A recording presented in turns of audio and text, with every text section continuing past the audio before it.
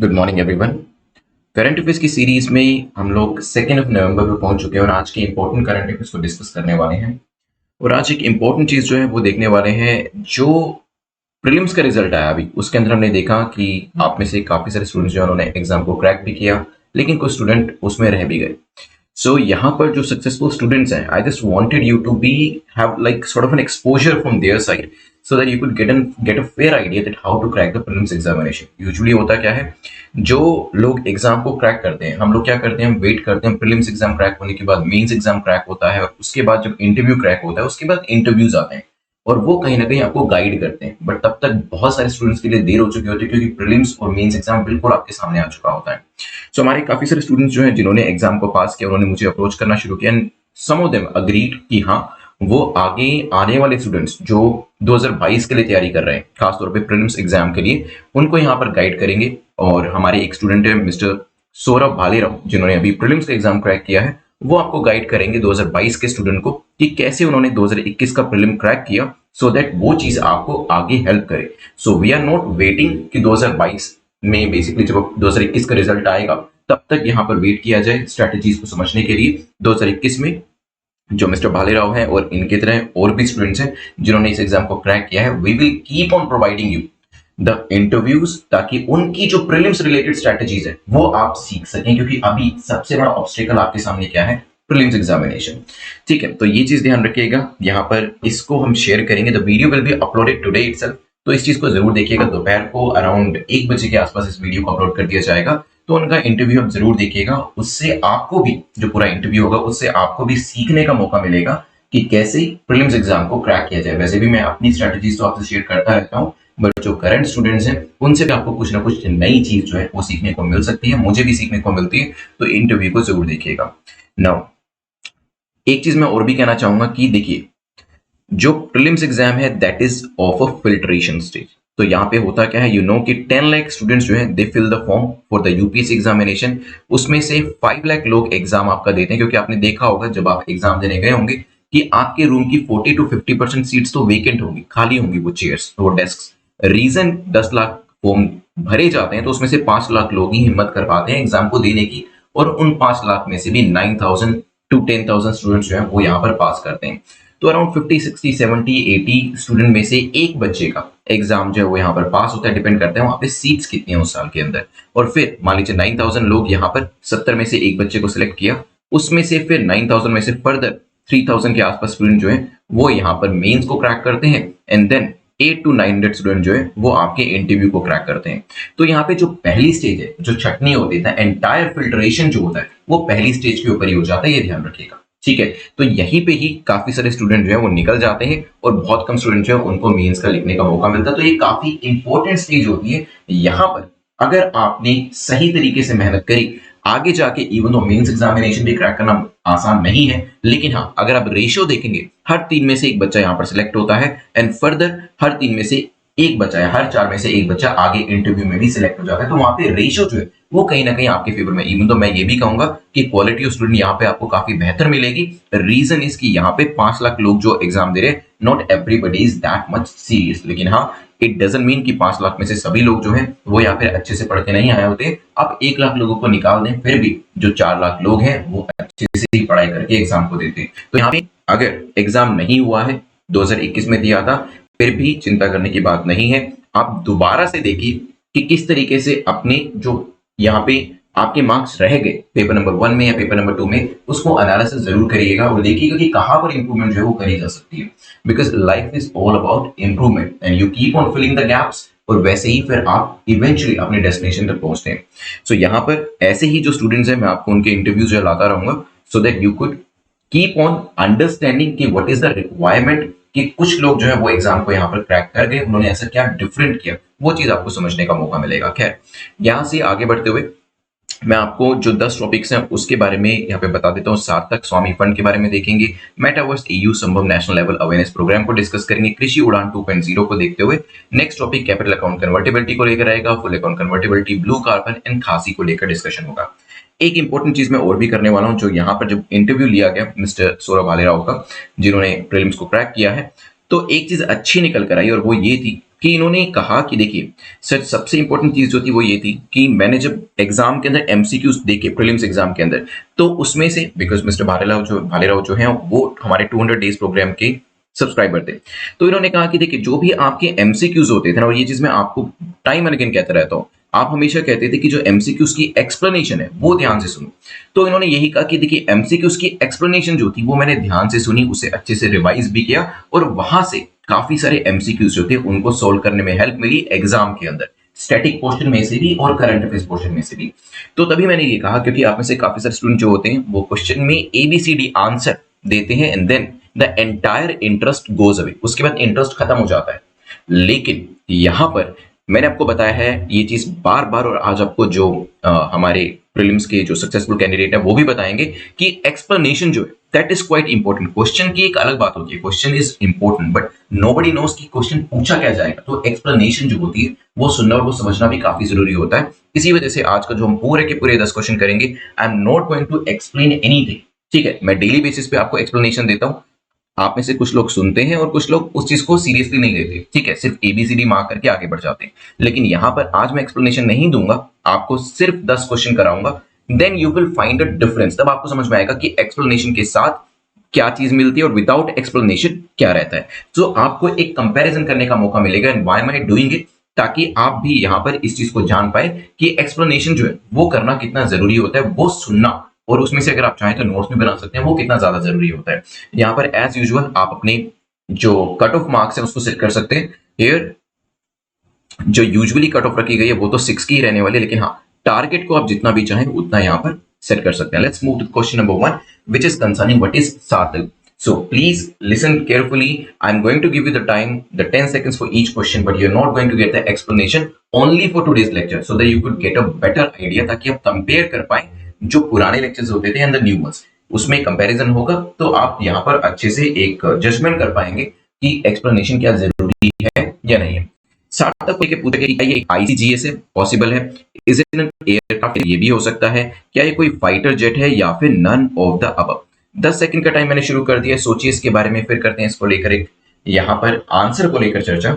सो ICGS startup, तो यहाँ पर इंडियन कोस्ट गार्ड शिप है, ठीक है, जो कि अभी देश को डेडिकेट किया गया है, आत्मनिर्भर भारत के अंदर इसे बनाया गया है। मैं अपनी सिर्फ एक्सप्लेनेशन को यहीं तक ही सीमित रखूंगा। यूजुअली मैं आपको ज्यादा एक्सप्लेनेशन देता हूं, मैं चाहूं तो यहाँ पे आपको बता सकता हूं कि इसे सर्च एंड रेस्क्यू ऑपरेशन में यूज किया जा सकता है, कौन कौन से सेंसर्स इसमें लगे हैं और इसमें कौन कौन से वेपन्स लगे हैं, बट अगेन उसको बता दूंगा अभी, तो आप कंपैरिजन नहीं कर पाएंगे। तो आज बिल्कुल जो वीडियो रहने वाला वो फ्लैट रहेगा, एबीसीडी डिस्कस करेंगे, आगे बढ़ेंगे, ताकि आप जो लोग एक्सप्लेनेशन को नहीं सुनते उनको ये चीज का आइडिया लग सके कि दिस इज क्वाइट इंपॉर्टेंट। इसको नहीं सुनोगे तो एग्जाम के अंदर काफी सारे क्वेश्चंस आपके स्किप हो जाएंगे। तो यहां पर करेक्ट आंसर ए था।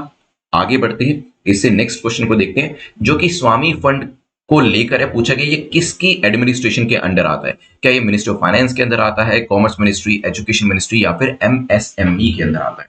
और आप लोग मुझे कमेंट सेक्शन में ये भी बताइएगा कि how many of you want कि फ्यूचर के अंदर भी जो एक्सप्लेनेशन है वो दी जानी चाहिए, और you just wanted to skip it all together, या फिर आप इसको स्किप करना चाहते हैं, उसके बारे में भी you can mention in the comment section. Here स्वामी फंड जो था न्यूज में था, ये आता है department of economics, ministry of finance के अंदर जाएगा। यहाँ पर A will be the correct answer, ठीक है, तो ध्यान रखिएगा ए हमारा यहाँ पर करेक्ट आंसर है। स्वामी फंड अभी न्यूज में था। चलते हैं यहां से आगे बढ़ते हुए नेक्स्ट क्वेश्चन के ऊपर, जो कि मेटावर्स को लेकर है। पूछा गया मेटावर्स को लेकर बताएं करेक्ट स्टेटमेंट कौन सी है। ये एक पोस्ट इंटरनेट वर्ल्ड को कंसीडर करता है और ये पैरेलल वर्चुअल वर्ल्ड की तरीके से काम करता है। 10 सेकंड में शुरू कर देता हूं। सोचिए फेसबुक जो है वो अपने नाम को बदलने की कोशिश कर रही है, और आप जानते हैं ओक्यूलस को उन्होंने टेक ओवर किया था, और अभी यहाँ पे मेटावर्स को लेकर जो उनका नाम आएगा, ये पोस्ट इंटरनेट वर्ल्ड को कंसीडर करता है और ये एक पैरेलल वर्ल्ड के तौर पे काम भी करता है। तो यहाँ पे हमारी दोनों स्टेटमेंट ठीक होने की वजह से आंसर हो जाएगा सी। आप समझ रहे होंगे, देखिए कितना फ्लैट तरीके से लेक्चर चल रहा है कि आपको सिर्फ आंसर के बारे में जानने का मौका मिल रहा है, लेकिन क्या चीज है वो चीज न्यूज में क्यों है, हम उसको कैसे दूसरे एरिया से कनेक्ट कर सकते हैं, और एक्सप्लेनेशन जो होती है उसमें जो 2-4 पॉइंट्स, 4-5 पॉइंट्स मैं आपको बताता हूँ। Those points can also help you in the mains examination, because mains examination is all about analysis. तो वहां पर फैक्चुअल नॉलेज अगर आपको है तो उसको एनालिसिस में कैसे कन्वर्ट करना है वो चीज आप कर सकते हैं ना। नेक्स्ट क्वेश्चन कहता है कि कौन सी स्टेटमेंट करेक्ट है, ये आपको बताना है। इंडिया और ईयू जो है इन्होंने बीटीआईए को लेकर नेगोशिएशन स्टार्ट किए थे ब्रसल के अंदर। ईयू के अंदर 27 कंट्रीज हैं एंड ये जो एस्टैब्लिश किया गया था ईयू को, इसे 1993 में ओस्लो ट्रीटी के थ्रू किया गया था। सोचिए इसके बारे में, फिर करते हैं डिस्कशन इसको लेकर बीटीआई। चलिए, तो करेक्ट आंसर यहां पर अगर देखे जाए, पहली स्टेटमेंट आपकी ठीक है, इंडिया और ईयू बीटीआईए का नेगोशिएशन दोबारा से रिज्यूम कर रहा है। 8 साल हो चुके हैं बात को बंद हुए हुए। पहले लास्ट टाइम 2013 के अंदर डिस्कशन किया था। ईयू के अंदर 27 कंट्रीज आती हैं, बिल्कुल ठीक है। और यहां पर जो ट्रीटी है वो कौन सी है? That is Maastricht treaty. ठीक है, मैस्ट्रिक्ट ट्रीटी जो थी 1993 के अंदर आई थी, उसके थ्रू इसे बनाया गया था। तो करेक्ट आंसर क्या हो जाएगा? A will be the correct answer. So we are not discussing anything more than this. Let's move to next question, which is concerning संभव नेशनल लेवल अवेयरनेस प्रोग्राम। ये किसके द्वारा लॉन्च किया जा रहा है? 10 सेकंड शुरू करता हूं। सोचिए आप मंत्रालय का नाम, क्या एजुकेशन मंत्रालय है, एमएसएमई है, फाइनेंस है, या फिर कॉमर्स मिनिस्ट्री है? कौन से मंत्रालय के द्वारा इसे शुरू किया गया होगा? Sambhav national level awareness programme is started by ministry of micro small medium enterprise. ठीक है, तो एमएसएमई के द्वारा इसे शुरू किया the correct answer. But at the same time you need to remember and you need to ensure this thing कि जो एजेंडास होते हैं, जो ऑब्जेक्टिव्स होते हैं, that should be there in your mind, because sometimes even that can be asked in the examination that if we have started this program, what is the major objective? Even though I'm not mentioning this thing here, but yes, जब notes आपको मिलेंगे, जो PDF मिलेगी, वहां पर जो objectives हैं वो भी आपको लिखने हुए मिलेंगे। आंसर हो जाएगा यहाँ पर भी। Let's move to next question, which is question number 6. But yes, उससे पहले you can subscribe for Mission UPSC 2022, एक जो कोर्स है उसके लिए आप सब्सक्राइब कर सकते हैं। You can also use the festival coupon code, which is again applicable nowadays. Now let's move to next question, which is question number 6, and this question is asking for कृषि Udan 2.0 scheme. जो कृषि Udan 2.0 scheme है, इसको लेकर पूछा कि बताएं 3 statement में से कौन सी स्टेटमेंट आपकी करेक्ट है। ये एग्रीकल्चर मंत्रालय के द्वारा लॉन्च करी गई है। इसके अंदर लैंडिंग और नेविगेशन चार्जेस को लेकर एक एग्जम्पशन या वेवर दिया जाता है and it follows the hub and spoke model. Hub and spoke model को ये फॉलो करता है। सोचिए क्या आंसर होगा। 10 सेकंड मैंने आपके शुरू कर दिए हैं। हब एंड स्पोक मॉडल आपने देखा होगा जब हमने स्पेशल इकोनॉमिक जोन के बारे में भी डिस्कशन किया था। There also we use the very same model, और actually you can say the government is using the very same model. अगर बात करी जाए कृषि उड़ान, नाम से लग सकते हैं कृषि है तो एग्रीकल्चर मिनिस्ट्री के द्वारा शुरू किया गया होगा, बट उड़ान भी है। उड़ान मींस उड़े देश का आम नागरिक, that is the full form and it is the initiative of ministry of civil aviation. तो ministry of civil aviation is the correct answer. Why, what, where, how I am not mentioning once again, but yes यहाँ पर waiver जो है वो इसके अंतर्गत दिया गया है and hub and spoke model को यूज किया गया। तो करेक्ट आंसर हो जाएगा C. So you can understand कि how lacklustre the entire lecture could be when there is no explanation. Now, C will be the correct answer. Let's move to the next question, which is question number 7, जो कि capital account convertibility को लेकर पूछ रहा है कि इसको लेकर कौन सी कमेटी बनाई गई थी। 10 सेकंड का टाइम मैं शुरू कर देता हूं। This Raghuram Rajan committee, Urjit Patel committee, both have been the RBI governors, Tarapore committee and Malimath committee. सोचिए क्या आंसर होगा। So here the correct answer will be C. Tarapore committee was formulated by RBI. RBI के द्वारा इसे बनाया गया था on capital account convertibility. So C will be the correct answer. Let's move to the next question after capital account convertibility. Similar question is there. पूछा गया है इसको लेकर डिसएडवांटेज की बात करी जाए तो कैपिटल अकाउंट कन्वर्टेबिलिटी को लेकर बताएं कौन सी इसकी डिसएडवांटेज है। ठीक है, तो इससे क्या होता है, वॉलेटिलिटी बढ़ती है क्या, मे बी इन्फ्लेशन हो जाता है, फाइनेंशियल स्टेबिलिटी कम हो जाती है। सोचिए इसके बारे में क्या क्या इसके नुकसान हो सकते हैं। फिर इससे आगे बढ़ते हुए, इसके आंसर को डिस्कस करके आगे बढ़ते हुए नेक्स्ट क्वेश्चन को डिस्कस करेंगे। So here you will see as a repercussion, all these points are there. So whenever there is full account convertibility, so volatility of the market will be there, volatility in the society will be there, in economy will be there in the larger arena, and inflation will also be there in the domestic economy. At the same time, the economic stability will be less. So here you will see all these points are correct. Correct answer here will be D. ठीक है, चलिए यहां से आगे बढ़ते हुए चलते हैं नेक्स्ट क्वेश्चन के ऊपर, विच इज क्वेश्चन नंबर 9, जो कि ब्लू कार्बन को लेकर पूछ रहा है। बताएं कौन सी स्टेटमेंट आपकी करेक्ट है, कौन सा कथन आपका सही है। It comes from डेके of plant leaves. तो जो आपके प्लांट्स होते हैं उसके सड़ने से, डेके होने से ये ब्लू कार्बन बनती है। इसे कोस्टल इकोसिस्टम कैप्चर करता है and Sundarban is one of the site with highest blue carbon. सोचिए क्या आंसर होगा। 10 सेकंड का टाइम आपका शुरू हो गया है, फिर करते हैं डिस्कशन। तो यहां पर अगर बात करी जाए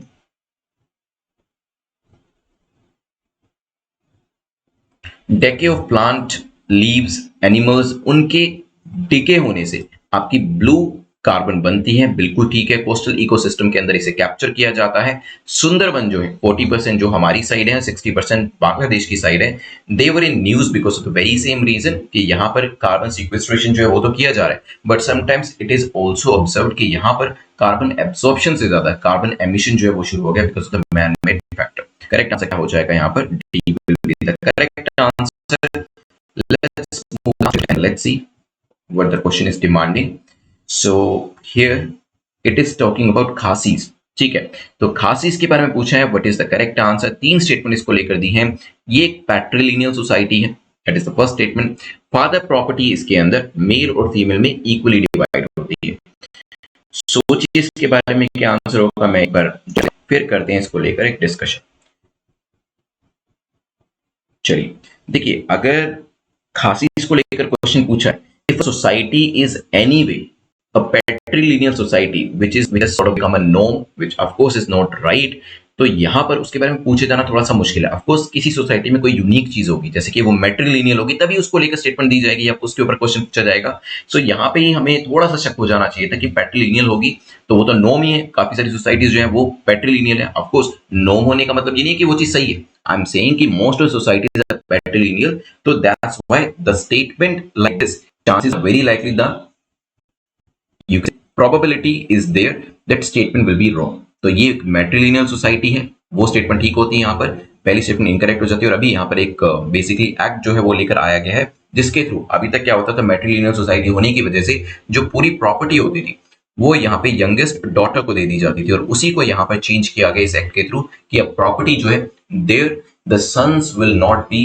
देयर एज अ डिसइनहेरिटेंस। तो यहाँ पे जो इनहेरिटेंस के राइट्स हैं that are extended to the male child as well। तो जो मेल्स हैं उनको भी यहाँ पर प्रॉपर्टी के जो राइट्स हैं वो यहाँ पर एक्सटेंड करे गए। तो correct answer will be B. B यहाँ पर करेक्ट आंसर हो जाएगा।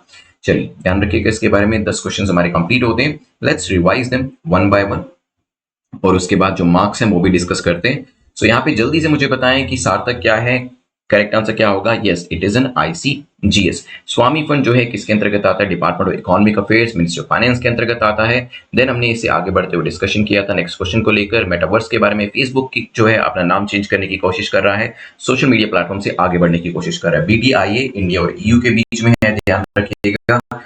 और अभी इसे रेज्यूम कर रहे हैं, इसके ऊपर टॉक्स जो है वो रेज्यूम करने जा रहे हैं, जो कि संभव नेशनल लेवल अवेयरनेस प्रोग्राम के बारे में था। Ministry of micro small medium enterprise का एक प्रोग्राम है, ध्यान रखिएगा। फेस्टिवल कूपन कोड को यूज कर लीजिएगा for mission UPSC 2022। Then we discussed about Krishi Udan 2.0 scheme, जो कि किसके द्वारा लेकर आई गई है? एविएशन मिनिस्टर के द्वारा फुल वेवर कर लेकर यहाँ पर बात करी गई है। ठीक है, तो नेक्स्ट हमारा डिस्कशन हुआ कैपिटल अकाउंट कन्वर्टेबिलिटी को लेकर, Tarapore committee is associated with it. And then next the similar question of capital account convertibility, that disadvantage would be कि इकोनॉमी में इंस्टेबिलिटी बढ़ सकती है, डोमेस्टिक इकोनॉमी इन्फ्लेशन बढ़ सकता है, and volatility will be there. Then next question number 9 में we discussed about blue carbon. तो ये आपको जो आपका सुंदरबन एरिया वहां पे देखने को मिलेगा। डेके ऑफ द प्लांट लीव्स, ये है इसके लिए रिस्पॉन्सिबल। एंड फाइनली लास्ट है वो किया है एक और चीज के ऊपर, खासीस के ऊपर। It is a matrilineal society, please remember. और अभी मेल को भी राइट यहाँ पर दे दिए गए। चलिए जल्दी से अपने मार्क्स जो है वो मुझे कॉमेंट सेक्शन में जरूर बताइएगा। एट द सेम टाइम ये भी बताइएगा कि क्या एक्सप्लेनेशन को आपने मिस किया या नहीं। ठीक है, क्योंकि एक्सप्लेनेशन जो है मैंने आपको बताया, यहां से भी आपके बहुत सारे एमसीक्यूज फॉर्म किए जाते हैं। सो व्हाट आई से after the question that also becomes very important. However, your feedback is also important, so you can just give your feedback whether you like the explanation, जैसे हम पुराने lectures में देते थे, या फिर आप उसे यहाँ पर जो मिस है वो करा आपने, या फिर आप उसको चाहते हैं कि आगे के लेक्चर में भी ना दी जाए। सो वो प्लीज मुझे बताएगा। Even though I am already saying कि जो आपके इस बार के प्रीलिम्स के पास आउट स्टूडेंट्स हैं, उन्होंने खुद ही कहा कि एक्सप्लेनेशन से काफी सारे क्वेश्चंस आते हैं, even more than what is there in the MCQs. तो वो चीज जो है काफी ज्यादा जरूरी है, एक डिफरेंस आप बना पाए यहाँ पर, उसी वजह से आज मैंने आपको यहाँ पर एक्सप्लेनेशन नहीं दी थी। ओके, प्रीलिम्स का क्वेश्चन ऑफ द डे जो है वो, उसमें मैं आपसे पूछना चाहूंगा एक इंपॉर्टेंट क्वेश्चन। आप मुझे बताइएगा जो स्वामी फंड है, इवन तो मैंने आपको बता दिया कि मिनिस्ट्री ऑफ फाइनेंस के अंतर्गत आता है, इस स्वामी फंड का पर्पस क्या है? देखिए अगेन दो तरीके के स्टूडेंट्स होंगे, जिनको पता होगा वो आंसर लिख देंगे। ठीक है, जिनको नहीं पता जिनको पता है वो आंसर लिख देंगे, जिनको नहीं पता वो आंसर नहीं लिखेंगे। लेकिन इसमें भी फर्दर दो तरीके के स्टूडेंट होंगे। जिनको नहीं पता, they will find the answer, they will find it out Google को यूज करके otherwise, and then they will write the answer. या फिर दूसरे लोग होंगे जो कहेंगे कि क्या फर्क पड़ता है, छोड़ देते हैं, इग्नोर करेंगे। सो don't be in this category, क्योंकि ये क्या होगा, ये पूरा नॉलेज डिफरेंस जो है वो क्रिएट कर देगा समबडी जो इसको आंसर नहीं पता बट ही इज और she is able to find it. उनके पास ऐसी इच्छा है या फिर ऐसी इंटेंशन है उनकी कि मुझे नहीं पता but I will figure it out, कि मुझे यहाँ पे आंसर ढूंढना है। ऑन द कॉन्ट्ररी अगर नहीं ढूंढते हैं तो नॉलेज गैप जो होगा वो दोनों के बीच में दिखेगा। अब यहाँ पे इस व्यक्ति और इस व्यक्ति के बीच में, इस एस्पिरेंट और इस एस्पिरेंट के बीच में कोई डिफरेंस नहीं रह गया, क्योंकि इसको पहले से पता था, इनको नहीं पता था, अब इनको पता चल गया, दोनों एक ही लेवल के ऊपर आ गए। लेकिन ये जो है ये लेवल सबसे खतरनाक होता है, क्योंकि ये होता है लेवल ऑफ इग्नोरेंस। ठीक है, जिसमें आप क्या करते हैं कि नहीं भी पता है, लेट इट बी, तो वो इग्नोरेंस जो चलता जाता है और धीरे धीरे बढ़ता जाता है। So don't be in this category. अगर आपको पता है तो बहुत अच्छी बात है, if you don't know then you go and figure out the answer, then write in the comment section. Okay, चलिए तो वेट करिएगा, आज आपको 1 o'clock जो मेन इंटरव्यू के ऊपर वीडियो है दैट विल बी अपलोडेड। तो मिशन यूपीएससी 2022 के जो स्टूडेंट्स हैं उनको काफी ज्यादा हेल्प मिलेगी, जो 2022 में एग्जाम को देने वाले हैं उनको काफी ज्यादा हेल्प इस बार मिलने वाली है, क्योंकि यहाँ पे जो अभी अभी प्रीलिम्स क्रैक करके आए हैं वही लोग आपको बताएंगे कि किस तरीके का पेपर आता है, किस तरीके की चीजें उनको एग्जाम से पहले और एग्जाम के दौरान करनी चाहिए। चलिए, thanks for watching this video. The PDF will be provided in the Telegram group, the link of the group is given in the description. Thanks for watching once again. Have a nice day. Take care. Goodbye.